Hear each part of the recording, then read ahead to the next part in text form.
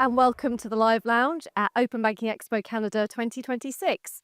I'm joined now by Andrew Johnston, who is Digital Trust Executive at G&D. Welcome to the Live Lounge. Thanks so much, Ella. Great to have you here, Andrew. Well, look, it's still fairly early in the day, but how are you finding it so far? What stood out to you? What's interesting to me, we're here on the expo floor, is the mix of exhibitors.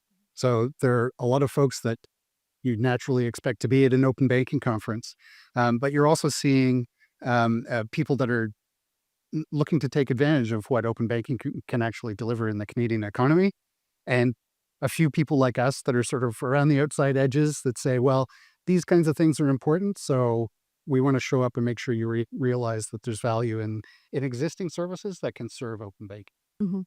And based on what you've heard so far, so the conversations on stage, but also off stage on the exhibition floor, as you've just mentioned, Yeah. how does this expo differ, I guess, from previous years? Um, it's a good question. I haven't been to Open Banking Expo before, so I don't have a point of reference. But with respect to other conferences I've attended with the same sort of target market, um, it's there's a lot of I'd say policy and legal counsel type folks that are showing up, and I think that's just a function of where Canada is in its open banking journey. And so more broadly, what feels different about the conversation around open banking in Canada now? Well, as you know, it's been a long journey for Canada so far. We're not exactly leading the bench, but I think because we've seen the draft legislation now, we know what kinds of controls the government is going to mandate.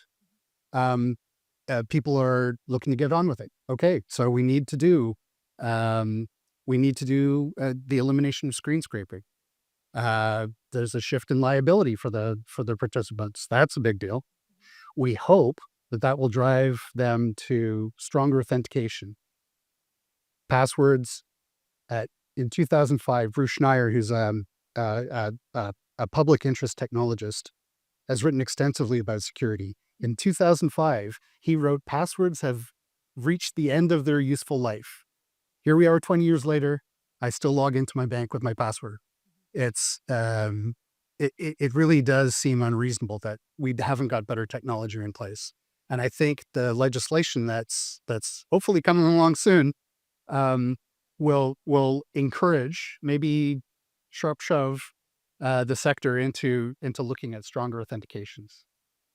Well, you're going to be delivering a session later today focused on trust in a data-driven economy, that all-important word trust. Yep. Why is this the right time for this particular conversation?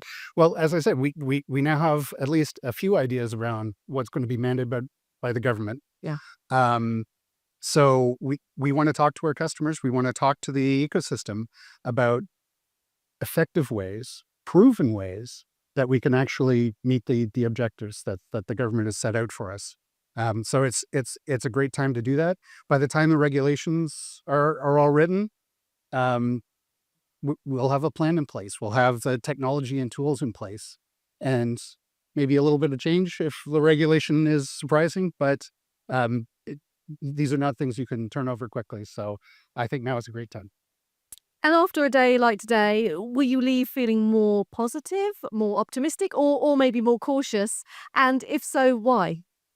So I am very optimistic that we'll get, high quality identity verification, proper identity lifecycle management, strong authentication as a result of the work the government's doing. Um, and the, the the cautious side, I'll say, is because Canada has taken so long. Um, there are new threats that we need to figure out how to deal with, and the financial sector being as it is, they're significant. The threats of AI and AI based attacks, the interest in agentic AI and how people want to use that as part of managing their finances, and of course the looming threat of quantum computing and what that means for security technology generally. Well, look, we know that the conversations are happening all day, as we said, on the stage, off the stage.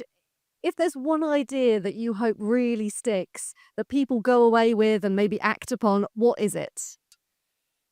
The time to figure out how to earn the trust of the consumer is now. And the way you do that is you show that it's not just business as usual. You change the authentication experience, you improve the verification experience, you give them new tools to instill trust in this really radically changing open banking capability. So I think, you know, now's the time. Well, look, thank you so much, Andrew, for joining me in the Live Lounge. It's been great to have you. Thank you so much, Ollie.